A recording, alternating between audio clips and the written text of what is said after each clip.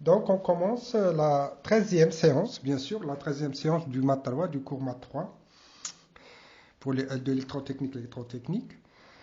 Les intégrales triples, donc, les intégrales triples, vous avez un volume V, hein, voilà, le volume V ici, il est dessiné ici, un volume V, tout ça, c'est le volume V, un volume, bien sûr, il est inclus dans R au cube, puisque c'est l'espace, donc 3 dimensions, X, Y, Z, 3 dimensions, OX, OY et OZ, 3 dimensions, c'est l'espace. Et vous avez un domaine D, on a déjà vu, c'est quoi un domaine élémentaire? Le D, il est inclus dans R au carré, 2 dimensions, c'est un plan, bien sûr. Et voilà ici, on a OX, OY, donc c'est un plan dans le domaine D. La partie hachée ici. La partie hachée. Vous avez le volume D et vous avez le volume, tout le volume V qui appartient bien sûr à R au cube. R, les anti-réels, l'ensemble des réels au cube, ou on a l'ensemble des appartenant au plan, bien sûr, OX, OY, puisque D il est inclus dans R au carré. Qu'est-ce qu'on a? D, le domaine D est la projection orthogonale de V sur le plan OXY. Bien sûr, vous avez votre volume, tout le volume V, hein, le volume ADA. Si je le projette, bien sûr, sur le plan OX, OY, je trouve un D. Bien sûr, tout le monde sait faire cette projection. Je trouve le D ici. D, ça, c'est le domaine élémentaire. Donc, on va énoncer un théorème. Le théorème de Fibini, un théorème de Fibini, soit D, un domaine élémentaire, et Φ1 et Φ2, ce sont deux fonctions, bien sûr. L'ensemble des départs, c'est D, l'ensemble d'arrivée, c'est l'ensemble des réels, R, donc de D vers R. Deux fonctions continues, le Φ1 et Φ2. Φ1 et Φ2, ce sont des fonctions, tout simplement, comme F et G, etc. Et soit V, un compact élémentaire, fermé et borné. Ce volume V, par exemple, dans notre exercice, le volume V, le compact élémentaire, s'il vous plaît. Le compact élémentaire, le volume, un volume V. Il est borné, bien sûr, et il est fermé. Dans le V.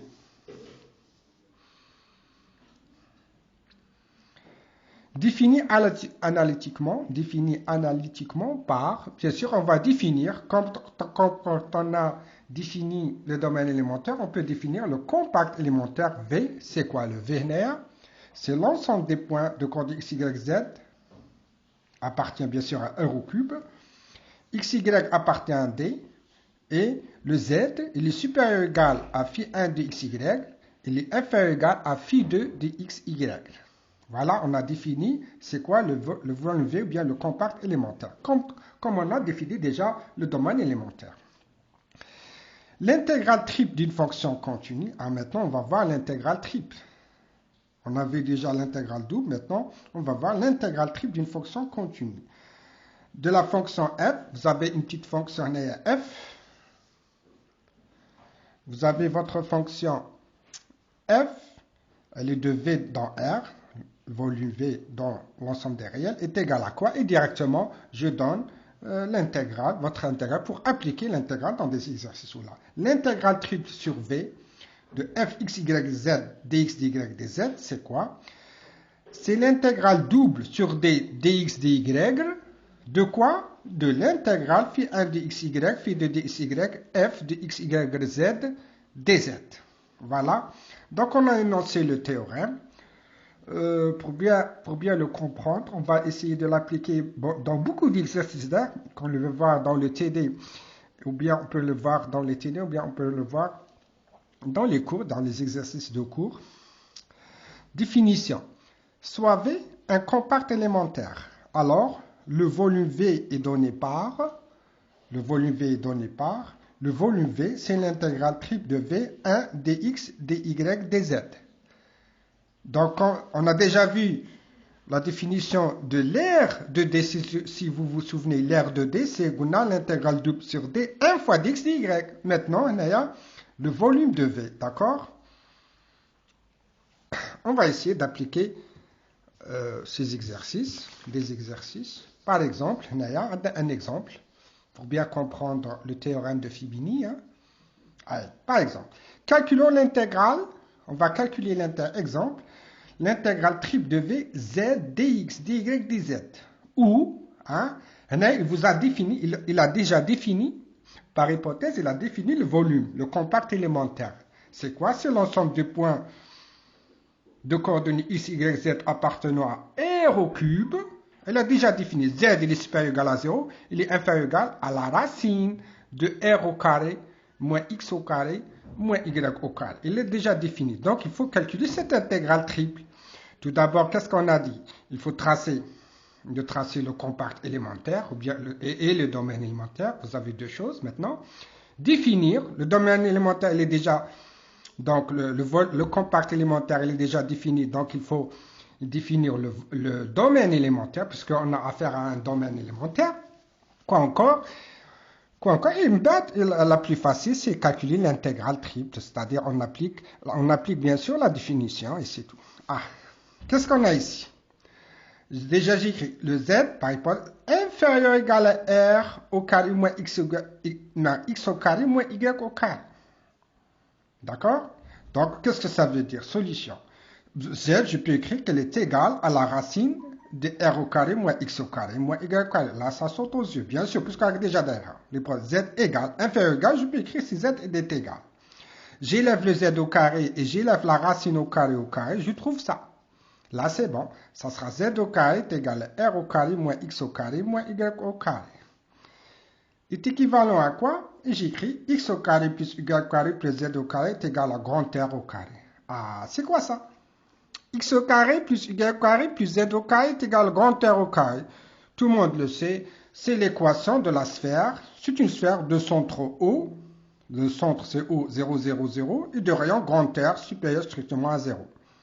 Là, vous devez savoir l'équation d'une sphère. Ah, mais si z est égal à 0, et l'équation du plan x, y, bien sûr, si z est égal à 0, par exemple, on a un petit schéma. On a OX, OY, OZ.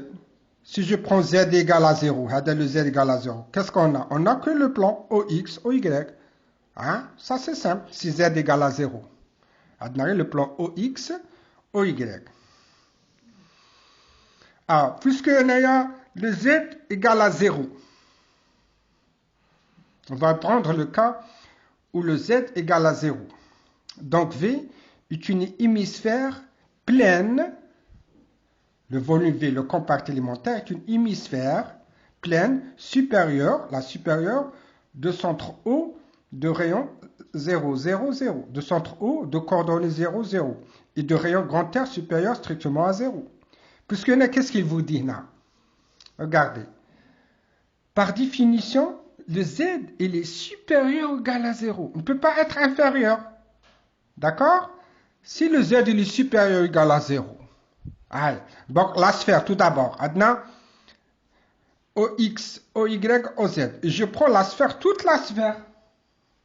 Maintenant, la sphère, normalement, c'est ça. Voilà la sphère. Voilà le plan OZ, OX, Y, Z. Dans la sphère qu'on a tout d'abord, c'est une sphère de rayon grand R, de rayon grand R et de rayon grand R. Et le centre, c'est 0, 0, 0, c'est-à-dire le point O. Mais le Z, il est toujours supérieur ou égal à 0. Alors le Z n'est pas inférieur ou égal à 0.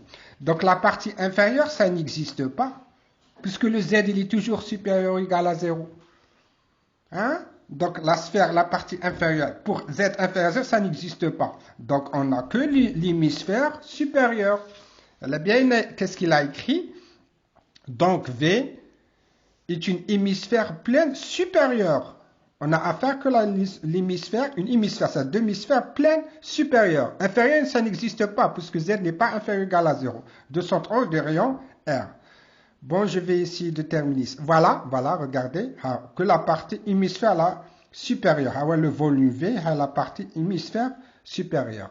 Donc, je termine ici, d'accord, et je vais reprendre la prochaine fois l'exercice.